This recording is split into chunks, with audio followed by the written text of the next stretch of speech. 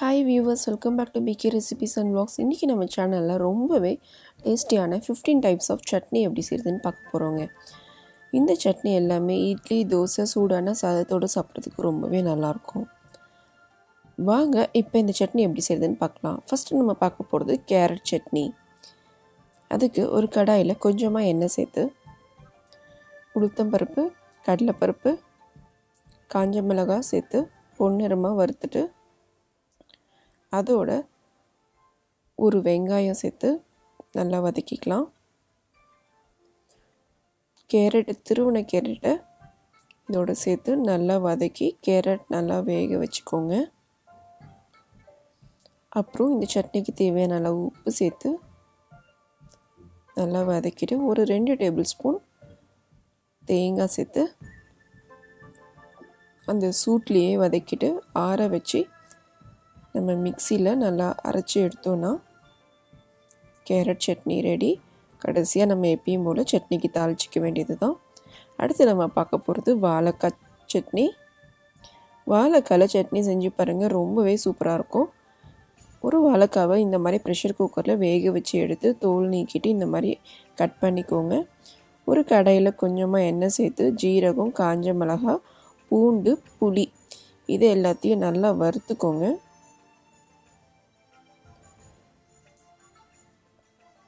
இப்போ இதோட நம்ம இந்த அளவுக்கு அரைச்சிட்டு இதை வாழைக்காவை சேர்த்து அதுக்கு தேவையான அளவு உப்பும் சேர்த்து அரைச்சிக்கலாம்.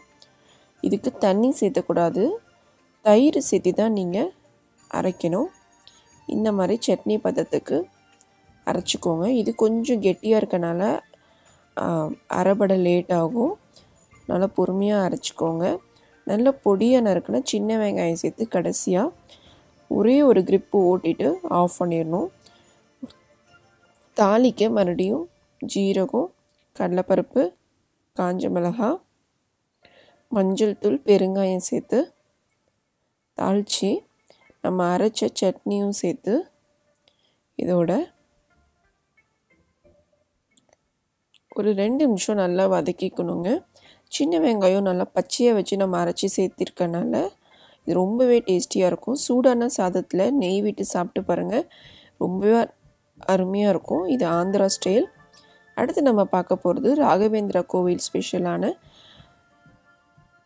பரங்கிக்காய் சட்னி.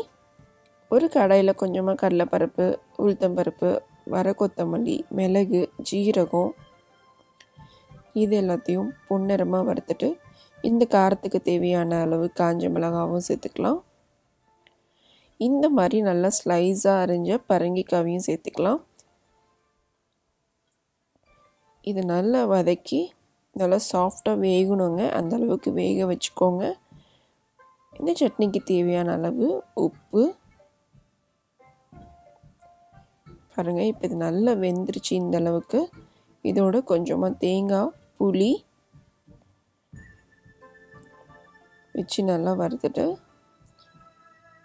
ஆற வச்சு நம்ம அரைக்க வேண்டியது தான். இந்த பதத்துக்கு அரைச்சி எடுத்துக்கோங்க. இப்போ இதில் கொஞ்சமாக கடுகு, கருவேப்பிலை தாளித்து சேர்த்துனோன்னா ரொம்பவே டேஸ்டியான பம்கின் சட்னி ரெடி. அடுத்து நம்ம பார்க்க போகிறது இன்ஸ்டன்ட் தக்காளி தொக்கு. இது ஒரு 5 நிமிஷத்தில் செஞ்சிடலாங்க. ரொம்பவே நல்லாயிருக்கும். இட்லி, தோசைக்கு 2 நாள் வரைக்கும் நீங்கள் வச்சு சாப்பிட முடியும். ஒரு கடாயில் கொஞ்சமாக எண்ணெய் ஊற்றி கடுகு, உளுத்தம் பருப்பு தாளிச்சிக்கலாம். கருவேப்பிலை, அடுத்து பொடியாக நறுக்கி நசுக்கின பூண்டு, நான் ஒரு 4 தக்காளியை மிக்சியில் விழுதாக அரைச்சிருக்கேன். இப்போ இதையும் சேர்த்துக்கலாம். இதுக்கு தேவையான அளவு சிவப்பு மிளகாய் தூள், மஞ்சள் தூள், உப்பு இது எல்லாத்தையும் சேர்த்து நல்லா கலந்து விட்டு மீடியம் ஃப்ளேமில் வச்சு ஒரு 5 நிமிஷம் கொதிக்க வச்சு எடுத்திங்கன்னா நமக்கு இன்ஸ்டன்ட் தக்காளி தொக்கு ரெடி ஆகிடுங்க. இது உங்களுக்கு 2 நாள் வரைக்கும் கெட்டு போகாது. 2 நாள் வரைக்கும் நீங்கள் வச்சு சாப்பிட முடியும். சட்டுன்னு நமக்கு இட்லி, தோசைக்கு தொட்டுக்கிறதுக்கு இது ரொம்பவே டேஸ்டியாக இருக்கும். இந்த பதத்துக்கு கொதிக்க வச்சு எடுத்திங்கன்னா ரொம்பவே டேஸ்டியான தக்காளி தொக்கு ரெடி.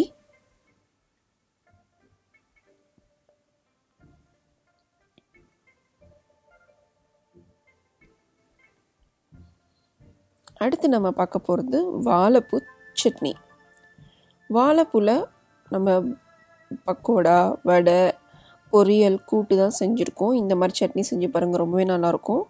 கடலைப்பருப்பு, உளுத்தம்பருப்பு, ஜீரகம், மிளகு, வர கொத்தமல்லி இது எல்லாத்தையும் நல்லா வறுத்துட்டு இதுக்கு தேவையான அளவு காஞ்ச மிளகாய் பாதி, பச்சை மிளகாய் பாதி சேர்த்து வறுத்துக்கலாம். கொஞ்சமாக சின்ன வெங்காயம் சேர்த்து நல்லா வதக்கிட்டு நம்ம சுத்தம் பண்ணி வச்சுக்கிற வாழைப்பூவையும் சேர்த்து நல்லா வதக்கிக்கலாம். வாழைப்பூ நல்லா வேகணும், மீடியம் ஃப்ளேமில் வச்சுட்டு வதக்குங்க. இந்த சட்னிக்கு கொஞ்சமாக தேங்காய், புளி, அப்புறம் இதுக்கு தேவையான அளவு உப்பு சேர்த்து நல்லா வதக்கிட்டு இந்த மாதிரி பதத்துக்கு நீங்கள் அரைச்சி கடுகு, உளுத்தம்பருப்பு, பெருங்காயம், கருவேப்பிலை தாளித்து எடுத்தோன்னா வாழைப்பூ சட்னி ரெடி. அடுத்து நம்ம பார்க்க போகிறது பீக்கங்காய் துவையல். பீக்கங்காய் தோலில் வச்சு நம்ம செய்யக்கூடிய இந்த துவையலும் சாதத்துக்கு ரொம்பவே நல்லா இருக்குங்க. கடலைப்பருப்பு, உளுத்தம்பருப்பும் நல்லா வறுத்துட்டு அதோட காஞ்ச மிளகாவும் சேர்த்து வறுத்து பீக்கங்காய் தோலை சேர்த்து நல்லா வதக்கிக்கோங்க. அப்புறம் இதுக்கு கொஞ்சமாக தேங்காய் வச்சு இந்த தோல் நல்லா வேகிற அளவுக்கு நல்லா வதக்கிட்டு இந்த துவையலுக்கு தேவையான அளவு உப்பு, புளி, பெருங்காயம் இதெல்லாம் சேர்த்து நல்லா வதக்கி ஆற வச்சுட்டு நம்ம அரைச்சோன்னா ரொம்பவே டேஸ்டியான பீக்கங்காய் தோல் துவையல் ரெடி. இதில் ரொம்பவே அதிகப்படியான நார் சத்து இருக்குங்க, உடம்புக்கு ரொம்ப நல்லது, ஃபைபர் கண்டென்ட். இந்த கடலைப்பருப்பு, உளுத்தம்பருப்பு கடைசியாக நம்ம சேர்த்து அரைக்கும் போது அந்த ஒரு க்ரன்ச்சினஸ் வரும் அந்த சட்னியில். அதனால தான் நம்ம ஃபைனலாக சேர்த்து அரைக்கிறோம். கடைசியாக தாளிச்சிங்கன்னா சட்னி ரெடி. அடுத்து நம்ம பார்க்க போகிறது ஆல் டைம் ஃபேவரட்டான உரப்பு சட்னின்னு சொல்லக்கூடிய பூண்டு மிளகாய் சட்னி. கொஞ்சமாக நல்லெண்ணெய் சேர்த்து ஒரு 15 பல் பூண்டு சேர்த்து பூண்டு நல்லா ப்ரௌனாக வர அளவுக்கு வதக்கிக்கலாம். இந்த அளவுக்கு பூண்டு வறுபட்டதும் காஞ்ச மிளகாய் சேர்த்து நல்லா வறுத்துக்கலாம்.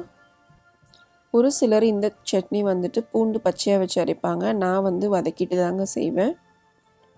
இப்போ இந்த மிளகாய், பூண்டு இதோட கொஞ்சமாக உப்பு, தண்ணி சேர்த்து நம்ம விழுத அரைச்சிக்கலாம்.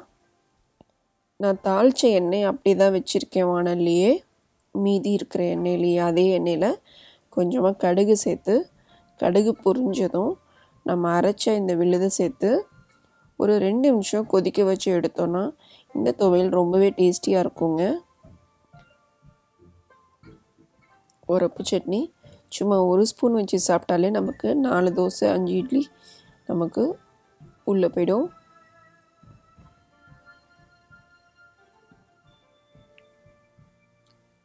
சட்டுன்னு நமக்கு இந்த சட்னி செஞ்சிடலாம். உரப்பு சட்னி ரெடி. அடுத்து நம்ம பார்க்க போகிறது hotel style coriander chutney, green சட்னின்னு சொல்லக்கூடிய இந்த சட்னி ரொம்பவே ஈஸி. கொத்தமல்லி தலையோட தேங்காய், கொஞ்சமாக பொட்டுக்கடலை, அதோட கொஞ்சமாக எண்ணெய் சேர்த்து உளுத்தம்பருப்பு, காஞ்ச மிளகாய், பச்சை மிளகாய், இஞ்சி இது எல்லாத்தையும் நல்லா வறுத்துட்டு அந்த கொத்தமல்லி, தேங்காய், உடைச்சக்கலையோடு சேர்த்து நல்லா கொரன்னு அரைச்சி எடுத்தோன்னா நமக்கு hotel style coriander chutney ready. இப்போ இதுக்கு தேவையான அளவு உப்பு சேர்த்து எப்பயும் போல் தாளிச்சிக்கலாம்.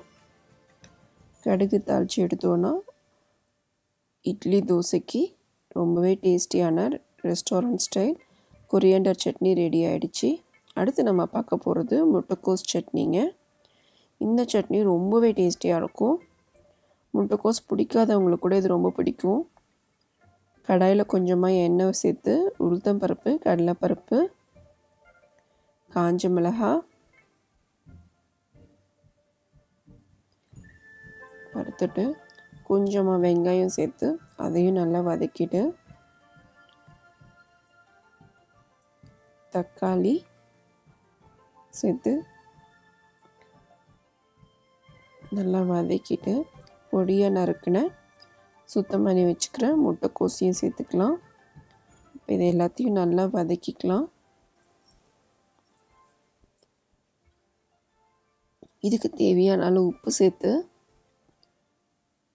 இந்த அளவுக்கு வதக்கி இதை ஆற வச்சு அரைச்சி எடுத்தோன்னா நமக்கு முட்டைக்கோஸ் சட்னி ரெடி. இட்லிக்கும் தோசைக்கும் சாப்பிட்டு பாருங்கள், ரொம்பவே டேஸ்டியாக இருக்கும். கடைசியாக எப்பயும் போல் கடுகு உளுத்த பருப்பு தாளித்து சேர்த்த வேண்டியது தான். அடுத்து நம்ம பார்க்க போகிறது புதினா சட்னி. கடலைப்பருப்பு உளுத்தம்பருப்பு நல்லா பொன்னிறமாக வறுத்துட்டு இதுக்கு தேவையான அளவு காஞ்ச மிளகாய், சின்ன வெங்காயம், தக்காளி இது எல்லாத்தையும் ஒன்று ஒன்றா சேர்த்து நல்லா வதக்கிக்கலாம். அப்புறம் நல்லா சுத்தம் பண்ணி வச்சுக்கிற புதினா இலையும் சேர்த்து வதக்கிக்கலாம். இந்த துவையில் நீங்கள் தக்காளி வச்சு செய்யும்போது ரொம்பவே டேஸ்டியாக இருக்குங்க. இந்த மாதிரி இதுக்கு தேவையான அளவு உப்பு, கொஞ்சமாக தேங்காய், புளி இது எல்லாத்தையும் சேர்த்து அந்த சூட்டோடையே வதக்கிட்டு நல்லா ஆற வச்சு நம்ம அரைச்சி எடுத்தோன்னா புதினா துவையல் ரெடிங்க. இது இட்லி, தோசை, சூடான சாதம் எல்லாத்தோடையும் சூப்பராக இருக்கும். உங்களுக்கு செரிமான தன்மையும் கொடுக்கும். கண்டிப்பாக ட்ரை பண்ணி பாருங்கள். அடுத்து நம்ம பார்க்க போகிறது வேர்க்கடலை சட்னி. கடாயில் கொஞ்சமாக எண்ணெய் சேர்த்து காஞ்ச மிளகாய், வெங்காயம் சேர்த்து நல்லா வதக்கிக்கலாம். நான் ஆல்ரெடி இந்த துவையல் அரைக்கிறதுக்கு வேர்க்கடலை வறுத்து தோல் நீக்கி எடுத்து வச்சுருக்கேன். இப்போ இதுக்கு கொஞ்சமாக பெருங்காயம், தேவையான அளவு உப்பு சேர்த்து இந்த அளவுக்கு நல்லா வெங்காயம் வதங்கினதும் நம்ம க்ளீன் பண்ணி வச்சுக்கிற வேர்க்கடலையும் சேர்த்து வதக்கிட்டு இதுக்கு கொஞ்சமாக புளி அவசியம் வைக்கணுங்க, இல்லைன்னா அது பித்தம். கொஞ்சமாக புளி சேர்த்து அரைச்சி எடுத்தோன்னா நமக்கு வேர்க்கடலை துவையல் ரெடி ஆகிடுச்சு. கடைசியாக தாளிக்க வேண்டியது தான். அடுத்து புளி சட்னி. இதுவுமே இன்ஸ்டண்ட்டாக அரைக்கக்கூடிய புளி சட்னிங்க. ரொம்பவே டேஸ்டியாக இருக்கும். புது மாவு புளிக்கல அப்படின்னா இந்த சட்னி அரைச்சி பாருங்கள், ரொம்பவே நல்லாயிருக்கும் அதுக்கு தொட்டு சாப்பிட. கடலைப்பருப்பு, உளுத்தம்பருப்பு, காஞ்ச மிளகாய் இது எல்லாத்தையும் வறுத்துட்டு ஒரு மிக்ஸி ஜாரில் பச்சையாக வெங்காயம், நம்ம வறுத்த கடலைப்பருப்பு, உளுத்தம்பருப்பு, காஞ்ச மிளகாய், கொஞ்சமாக தேங்காய், புளி இது எல்லாத்தையும் அரைச்சி எடுக்க வேண்டியது தாங்க. இதுக்கு தேவையான அளவு உப்பு சேர்த்துக்கலாம். இப்போ இந்த சட்னி நம்ம அரைச்சி எடுத்தோன்னா புளி சட்னி ரெடி. கடைசியாக நம்ம தாளிச்சிட்டு சாப்பிட வேண்டியது தாங்க. ரொம்பவே டேஸ்டியாக இருக்கும். மெயினாக புது மாவுக்கு ரொம்பவே நல்லாயிருக்கும். இப்போ ரொம்பவே சிம்பிளான கடலை சட்னி எப்படி செய்கிறதுன்னு பார்க்கலாங்க. கொஞ்சமாக தேங்காய், உடைச்சக்கடலை, பச்சை மிளகாய், இஞ்சி, உப்பு இது எல்லாத்தையும் சேர்த்து அரைச்சி எடுத்தோன்னா நமக்கு ஆஸ் யூஷுவல் இன்ஸ்டன்ட் கடலை சட்னி ரெடி ஆகிடுச்சு.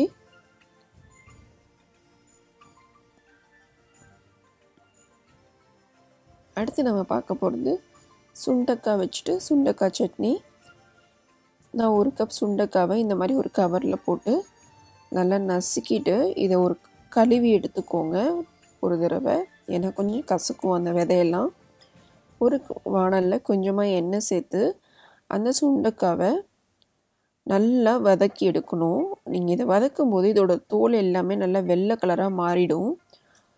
இப்போ பார்த்தீங்கன்னா தெரியும், இந்த அளவுக்கு வெள்ளையாக மாறணும். அந்த அளவுக்கு வதக்கிட்டு தனியாக எடுத்து வச்சுக்கோங்க. ஒரு கடாயில் கொஞ்சமாக உளுத்தம் பருப்பு, காஞ்ச மிளகாய், பூண்டு, சின்ன வெங்காயம், தக்காளி இது எல்லாத்தையும் நல்லா பொன்னிறமாக நல்லா ஒன்றா சேர்த்து வதக்கிக்கோங்க. அப்புறம் இந்த துவையலுக்கு தேவையான அளவு உப்பு, தேங்காய், புளி இது எல்லாத்தையும் சேர்த்து அந்த சூட்லேயே வதக்கிட்டு அடுப்பை ஆஃப் பண்ணிவிட்டு நம்ம ஆல்ரெடி வதக்கி வச்சுக்கிற சுண்டைக்காவோட இதையும் சேர்த்து நம்ம நல்லா கெட்டியாக துவையல் அரைச்சி எடுத்திங்கன்னா துளி கூட கசப்பு இல்லாத சுண்டைக்காய் துவையல் நமக்கு ரெடிங்க. கடைசியாக தாளித்து நம்ம அதில் சேர்த்த வேண்டியது தான். இது சூடான சாதம், இட்லி எது எல்லாத்துக்குமே ரொம்ப நல்லா இருக்குங்க. உடம்புக்கு ரொம்பவே நல்லது. இது கொஞ்சம் கூட கசக்காது. அடுத்து நம்ம பார்க்க போகிறது தயிர் சட்னி. இந்த சட்னி செய்கிறது ரொம்ப ஈஸி, ரொம்பவும் டேஸ்டியாக இருக்கும். தேங்காய், பச்சை மிளகாய், உப்பு இது மூணுத்தையும் நம்ம விழுதாக அரைச்சிக்கலாம்.